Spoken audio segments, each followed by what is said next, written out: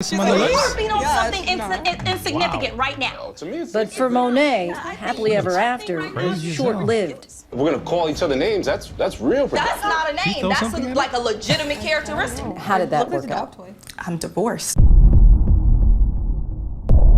What's going on, guys? BMS and Naya back with another video. Let's go ahead and get right into it. Make sure you guys don't forget to like, comment, and subscribe. So here we go. Finding Mr. or Mrs. Right is rarely easy for anyone. Tonight, you're about to meet 5 young black women who are looking for love. What's keeping them from finding their Prince Charming? Here's ABC's Lindsay Davis. This one is really nice. Yeah. Really? Monet Bell has gone to great lengths to find love and marriage. Do you, Monet Bell, take Vaughn Copeland to be your husband?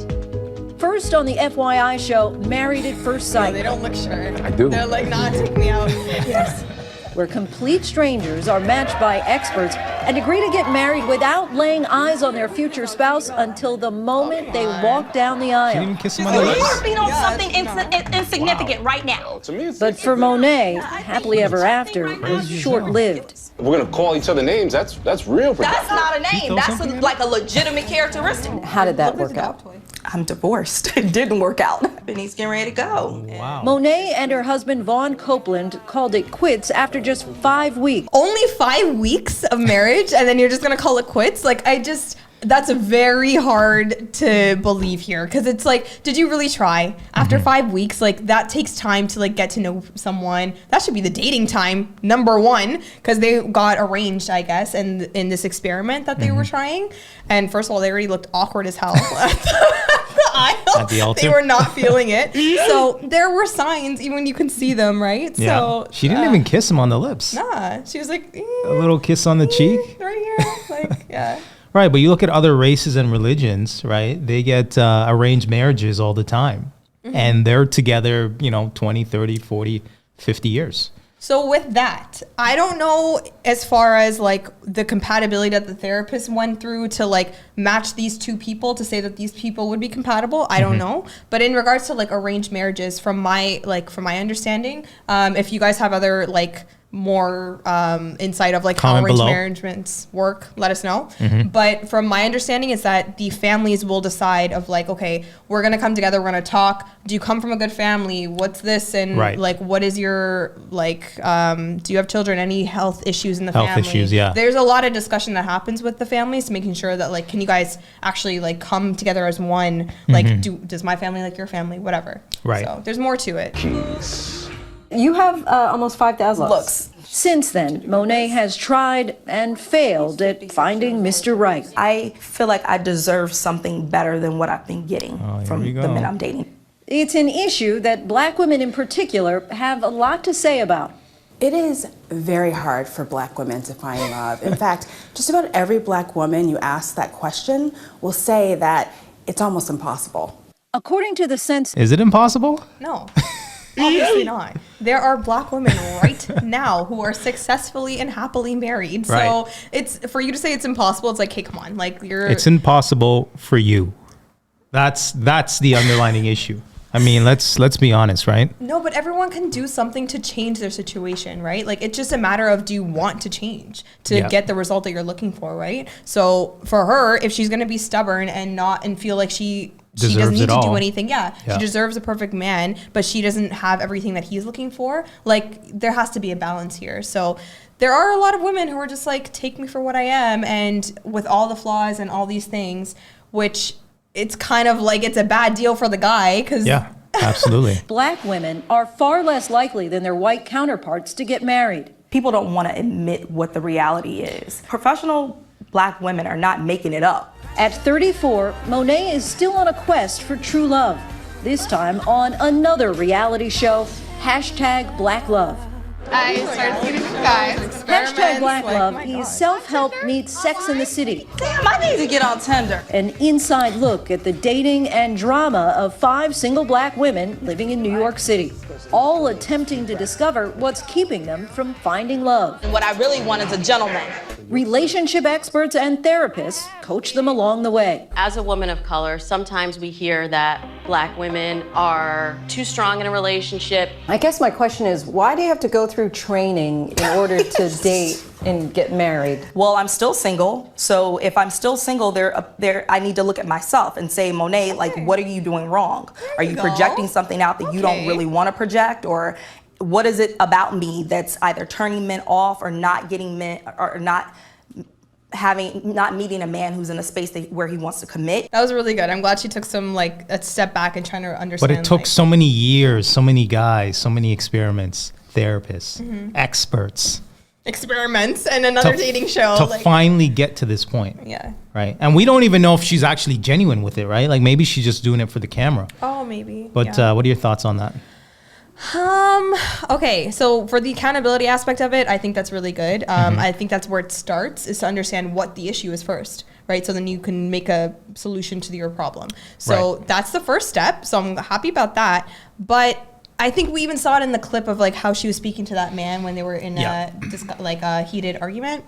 She's over here yelling, raising her voice, and calling him names apparently, and then throwing an object. Like, you know what I mean? Like, there's things that you really like. Knowing is not enough. You actually have to apply. You have to put in the work, and do the work, right? Yeah. Just because you know something, I mean, that's half the battle, right? Yeah, and it's honestly like if you just ask, they make it so complicated. If you just ask a guy, like, hey, even someone that's close to you, like a guy friend or like acquaintance, whatever, you can just ask me, like, you know what? Can we really have an honest conversation? Like, please give me the hard truth of what you think I could improve on, so then I can actually get married, you know? And he could easily tell you, being like, listen, you know, love you as a friend, but like, you have an attitude sometimes, and you can get a little heated out of nowhere and things like that. And like, maybe, you know, you gotta learn your cooking skills a little bit more. They ain't trying to hear that. Come on. Ain't nobody got time for that. The show's title was born out of the overwhelming social media use of that hashtag during the first season of Married at First Sight.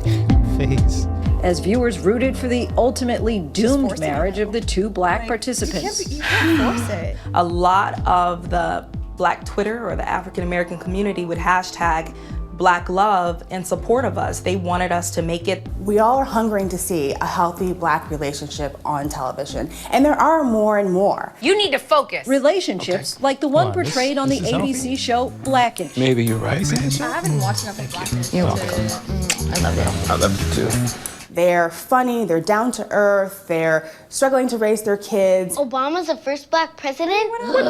You're doing a bang-up job over here. You can see a little bit of yourself in that if you are married, and you can see a little bit of your hopeful future if you're not. Whether black women really do have a harder time finding love is a provocative subject, and one Nightline has debated before. I would be lying if I said that I don't have fleeting thoughts of, okay, I'm 32, my clock is ticking. In 2009, Chateau Waters was a 32-year-old high school counselor. She seemed to have it all: brains, beauty, stable career, and she was also single. A lot of our white friends are married by 25, like happily married. Kids by 27, and we're like, what is the deal with the BGs? You know, and it's the black girls. Since then, Chateau has gotten married and has two kids. A lot of my Black professional educated friends say that it's so hard to find love because the pool of Black men is so small. 75% of Black women will eventually get married. And like with any race or gender, finding the right partner can take years. There's a social catastrophe that we're in the midst of with respect to Black men. Imprisonment numbers, the unemployment numbers, underperformance academically, these are crises. Problem with that narrative, he's pushing it all on the black man, right? In regards to why a black woman is not getting married, 1 in 4 is because of a black man, right? So, I mean, the reality is we're in control of our own lives, right? We're in control of our own destiny. So to blame one group as to why you're not performing or getting the outcome that you want is just simply ridiculous, right? It's supply and demand. If there's less guys, less black men making 6 figures and over, or, you know, whatever you categorize as a good man, then that means you need to perform more, right? You need to do more in order to get the outcome that you want, right? So if it's learning how to cook, learning how to clean, if it's, you know, getting fit and working on your personality or being friendly and things of that nature, and that's what these small pool of men want, then that means you just need to do more. Stanford professor Ralph Richard Banks found the statistics so troubling, he wrote a book about them called Is Marriage for White People? Black women have fought the good fight. They have engaged in a noble endeavor of trying to lift black men. That strategy hasn't really worked. I really enjoyed this. The idea of black women giving up on black Derek men Jackson only 2.0. served to make some angry. There's no other ethnic group anywhere advocates annihilating their own race. But Bank argues if you look at the numbers, there's simply a shortage of eligible black men. Black women faced with a shortage of black male peers would do well to expand their options, and in the same way that people of other races have, and to look beyond black men in their search for a partner. Monet says she's open to dating outside her race. I just really want love, and I just want to be happy. And if it comes with a black man, I think that would be amazing. But if it came in a different, something other than African American, I'd be okay with that as well. So the search goes on, both online and in person. I am going out with this guy. We've been hanging out, dating for a couple of months now. Life is good. And I like him. I think he's a good guy. He's grounded, he's a gentleman, and he's handsome. I love these. In the meantime, she's making plans to freeze her eggs. The moment I made that decision was the moment it alleviated so much stress. And if she doesn't find true love, she's learning to be fine with that, too. Finally, I'm coming to the place to realize is that I'm okay and that I'm enough. And whomever this man is, if he doesn't like it, I'm done. Like, I'm at a place where I'm tired of, it's too much work. For Nightline, I'm Lindsay Davis in New York. I think this is a classic case of hypergamy. You know, in her 20s, she had multiple options, and now that she's getting into her 30s, you know, her options are dwindling, right? Yeah. So I think that she needs to reduce her standards and be realistic in regards to where she's at right now in life and settle for that, right? Don't wait any further until you get into your 40s and 50s, and then ultimately, like Kevin says, you die alone, right? But what are your thoughts on that? I want to be careful with this word like settle though, like, because it's not settling if you get the core fundamental things that you're looking for in a person, right? Like, then if there's only 5 criteria that you absolutely need in a person and then anything else is just bonus, right? Like, that's not exactly settling, in my opinion. So, well, do you know what I mean? According to modern women, right? No, but that's what I mean. Like, okay, so in my head, I'm like the 5 core things that should be enough. But for them, maybe it's like 20 should be should be the standard. Mm-hmm. Like, okay, in that case, fine, settle for the 5 because that's where you're gonna get the most out of a person, right? Like, so it's the honest, the integrity, like, is this person like loyal? And like, there's other things that go into it, like maybe religion, if that's important to you. Mm-hmm. Like, there's things that you can kind of adjust to say these things are fundamental to who I am as a person and that I need in somebody else for a life partner, right? That list is not going to be long. So as long as you have those things, then you have an idea of like, okay, the next man that approaches me, these are the criteria that I'm looking for. Right, that's kind of how she can go about it. But the problem with these, modern school-driven women, right? Once they get their diplomas, degrees, masters, so on and so forth, it kind of puts them in a mindset that they need to find a guy to match equal or greater value, right? So the more education and more money they make, they pretty much disqualify men that aren't, achieving the same things that they are achieving, right? Mm. And the thing is, those high value guys that are making 6 figures, 6-pack, what have you, want more submissive, soft women, right? Mm-hmm. And unfortunately, for a woman, as you're climbing the corporate ladder, you start to develop traits and characteristics that are a little more masculine, right? Mm-hmm. And, for a high value man, he doesn't want those traits. Mm-hmm. And they mentioned it in the video too, like that the main overarching reason why black women are not getting married as much as comparison to white women is the attitude. It's one thing. Yeah. Like, what are we forgetting that? Like, if you just fix that one thing, pops up a marriage out of nowhere. There's a marriage there.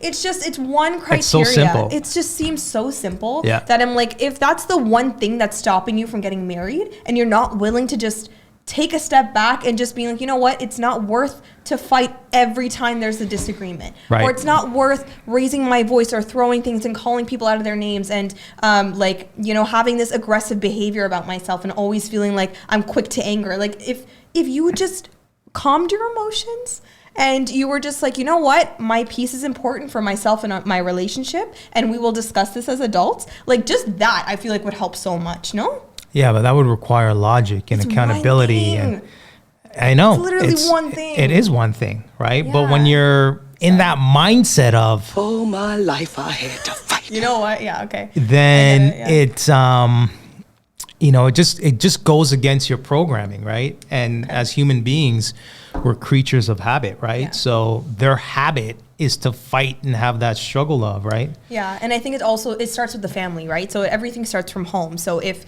all you've seen, like when you were younger, is that your mom was maybe like, if you're raised in a single mother household, maybe your mom was more on the aggressive side because she has to also like take care of the bills and be more masculine to like get things together, be structured and disciplined, right? So if you only see that, then you reflect that for yourself and then you move your life forward. Like it just becomes like, it trickles down. All right, guys, so we're gonna go ahead and end this video. If you like this video, make sure you like, comment, and subscribe. And until next time. Bye, guys.